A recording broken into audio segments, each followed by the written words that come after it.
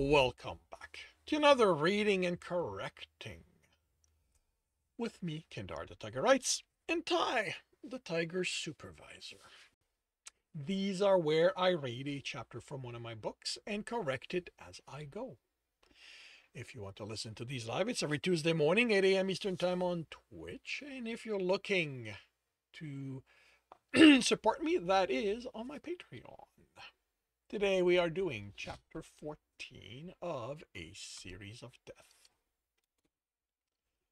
As soon as Trembor got home, changed into an older pair of pants, a padded shirt, reinforced hide jacket, and boots with ankle guards. He had a small glass of blood, noted he was low on alcohol, and drove to a large neighborhood that intersected his territory. He parked outside at the edge and walked in. The area was old, almost as old as the city itself, and had been named after the hill that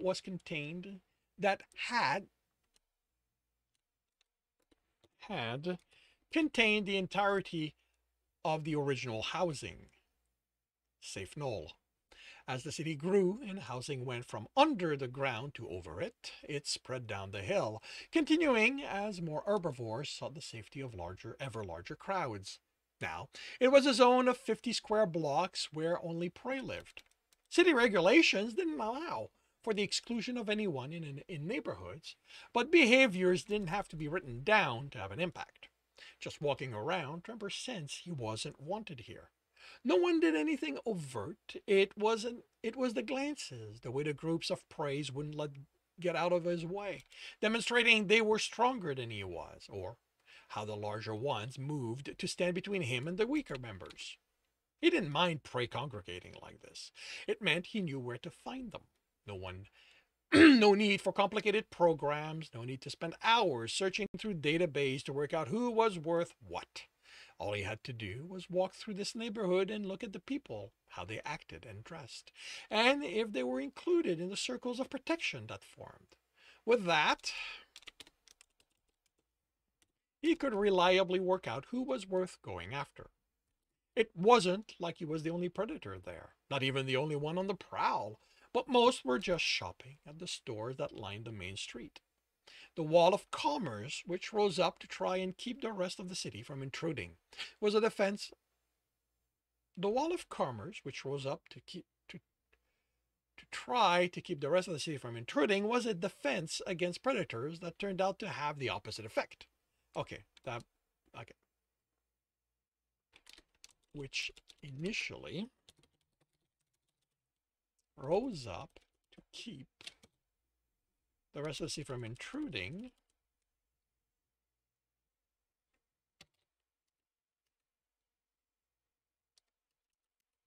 a defense against predators,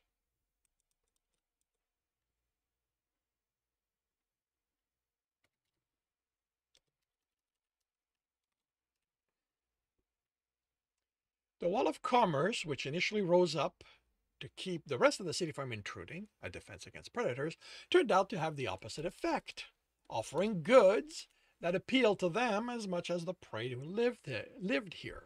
It gave Trembor enough camouflage not to send everyone running away.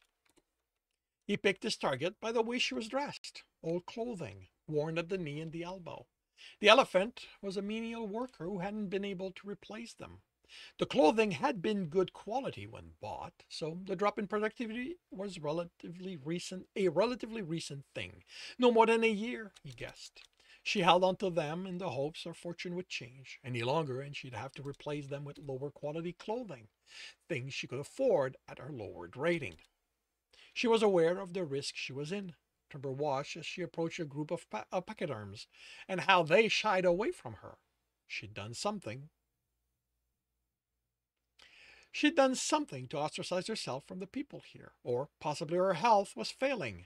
Scent would reveal that, and others might consider her a risk that could draw predators to them, one they couldn't handle. The group of 7 might be able to deal with 4 or 5 predators, more if they weren't organized, but predators who hunted together became much more dangerous. She nervously looked around, her trunk darting this way and that, searching for any threatening scents. She even looked over her shoulder in his direction, an indication that she sensed someone on her scent, even if she couldn't make him out. Trembor couldn't track her by scent, even being downwind of her because the crowd hid it, but he could see her nervousness. He kept his distance, waiting until she let her guard down as she came closer to her home, to where she'd finally be safe. Her ears settled down, no longer needing to pick the smallest sound out of place. Smallest out of place sound. Her shoulders relaxed. Trembor ran. Someone yelled in surprise, their fierce scent filling his nostril and preventing him from picking up his targets, but it didn't matter.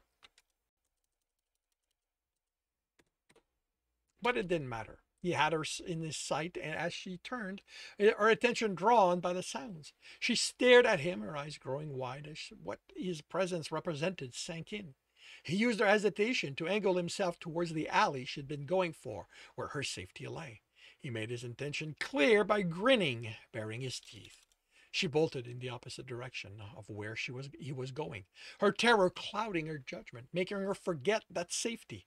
She crossed the street to the honking of cars, a screeching of brakes, and Trembor followed her, taking advantage of the lull in traffic she caused.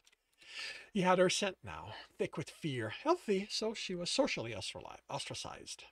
She trumpeted for help, and he glanced around in case someone decided the severity of her mistake was less than her need for help. No one came, and, realizing that, she made the mistake that would take her from person to meat. She entered an alley, thinking the maze there would keep her safe from him. He smiled. This was what life was about, the hunt, running after his meal, the exhilaration of the coming fight, followed by the satisfaction of the kill, then the feeding. Delayed in the civilized time, but no less satisfying. He gained on her, her desperation growing as exhaustion mixed in her scent. She bellowed, a panic sound as she stumbled, regained her footing, and pushed on. She wouldn't give in, and he respected her for that. Meat was meat, but having to earn his meal added to it. She stumbled again, nearly fell, cut herself against the wall. She was done running. He slowed and let her catch her breath, make the decision on how she would end her life. That it was ending was certain, but she still had some say in how it would happen. She squared her shoulder. She wouldn't lie down. Trembor nodded and smiled. The form came out of the shadows. He made it out. The form came out of shadows. He made it out running behind him. He ducked, letting it pass over him. Had she led him into a trap? Had someone decided she should live? He put her out of his mind as scent registered now that he wasn't focused solely on his prey, wolf, and he froze, and the next wolf.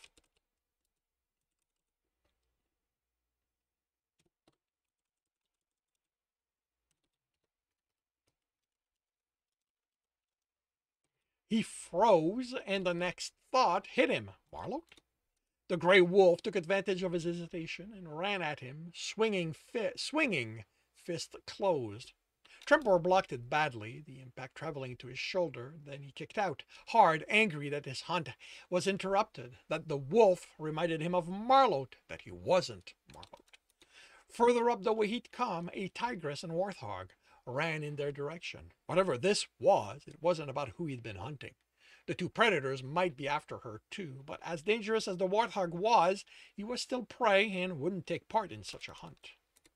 Snarling, the wolf came at him again. Trembor dodged and kicked, missing as the wolf moved aside, his distraction having let the tigress tackle Trembor. He shoved her off him as they landed on the ground, got to his feet, and barely moved out of the way from the warthog's tusks in time. If this is a mugging, Trembor said, stepping back, keeping the three in sight, your timing sucks, because you just cost me my meal. All that was left of her was her scent, fear, and relief. He adjusted his stance. If this is some weird hunting practice, you better be able to afford 2 bodies, because I am taking one of you down with me. The wolf snorted. If we were here to eat you, you'd have been a meal already. We're delivering a message. the warthog said, to one Beau Godelmain. Wrong brother, Trembor said, cursing his brother. Just how deep was he that they were after him? The tigress smiled. Oh no, we have exactly the brother we want. You're going to be the message. He's got to step up and pay what he owes, or else. She unsheathed her claws. Well, he has a large family. He'll understand eventually. Trembor stilled. Are you threatening my family? He asked coldly. The wolf shrugged. These are dangerous times, aren't they? People get hurt so easily. Yes, the tigress said. Hunts are so unpredictable, aren't they? You never know when some other predator might pick the same prey. Or that prey have friends to help them, the warthog added. Trembor nodded, unsheathing his claws. I'll give him the message. You aren't listening, the wolf said. You're the message. Or rather, the tigress grinned, a darker version of his, a showing of teeth. The state we're going to leave you in. I don't think you're going to be in a condition to say anything. Trembor looked them over. I will give him the message. You? I'm going to show you what happens to people who threaten my family. He ran at them, and the unexpected direction caused them to hesitate. He placed a foot on the wolf's chest, sending him further away. The tigress swung, and he blocked, kneeing her in the side. The warthog impacted, but he turned enough so the planned goring became a shallow cut across his stomach. He then kicked the warthog, sending him headfirst into the wall. The wolf tackled Trembor, and they hit the wall. The alley was too narrow, was too narrow to easily fight. Yeah, you know what? No, I'm leaving it. The alley was too narrow to easily fight three of them. He elbowed the wolf in the face, bit back the pain of a punch in the side, then shoved him away into the tigress. But the tight places worked to his advantage as much as against. All he had to do was ensure they got in each other's way. The warthog ran at him again, tusk first, head down. That one was easy to deal with. Trembor stepped aside at the last moment, and the charging prey impacted the wall. Trembor slammed his elbow in the back of his neck, and the warthog dropped. The tigress was on him, swinging, claws coming too close. He blocked as best as he could, and what saved his arms from being shredded was the padding as she clawed the hide off his jacket. His hunting jacket wouldn't survive this fight. Finally, he was able to catch her arm and brought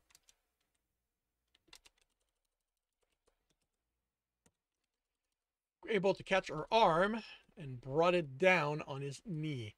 She stumbled and screamed as it broke. Trembor kicked her away. The wolf roared as he collided with him, striking hard as Trembor fought to remain standing. He took the hits, found his footing, and kneed the wolf, forcing him back. But he came at him again. Trembor got a hand up and clawed the wolf's stomach. Deep enough the wolf should have run off, but it only enraged him more. Trembor kept away from the walls, blocking and dodging and taking hits until the wolf left himself open. One spin kick sent the wolf to the ground, but he moved fast, and the following foot aimed for his neck hit the pavement instead. Barkin! The tigress called to the wolf. We did enough. Let's get out of here. The wolf got to his feet, holding his bleeding stomach, and took a step toward Trembor. But she yelled at him again, and he backed away slowly, snarling. Trembor considered going on the offensive again, but most of his chest and arms hurt. Remember this, the tigress told Trembor, because it's going to happen to someone else in your family if your brother doesn't come. If the brother doesn't pay his debt. Trembor growled, which was the extent of the menace he could do. Once they were gone, he leaned against the wall. He looked at the body on the ground. At least he'd have meat.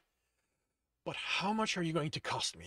He demanded. The clothing was good quality and good shape, so higher on the productivity chain of whatever job he had officially. But as a criminal, all it would take was a few arrests. A few arrests for that to drop, one conviction, and he'd be downright affordable. Found out once he reached the kiosk. took out his pad and called Bo, only to find he was still being blocked. He wished he had Marlot's skill with tech, because he really wanted to scream at his brother right now. He groaned as he shifted to be able to type. Bo, you need to contact me. I'm serious. The people you owe just paid me a visit and threatened our family. If you don't pad me, I will hunt you down, and you're going to think Dad's screaming at you was a bedtime story. He put the pad away and looked the warthog over. Muscular, so lots of meat, but also a lot of mass for him to carry in this state. There's a reason I go for ostracized prey, he grumbled as he pulled the body over his shoulder. They never have friends who put up a fight for them. And this concludes chapter 14 of A Series of Death. If you are enjoying this, please leave a like. If you want to know when the next chapter is going to be up, subscribe and hit the bell. If you want to read the book, as well as the others in the series, they are available at all major e-retailers. If you're looking for a different way to support me, that is on my Patreon, and where you can also get access to just about everything I've written. And if you want to listen to these live, it's every Tuesday morning, 8 a.m. Eastern Time on Twitch. The links are in the notes, and with that, I shall wish you a good day.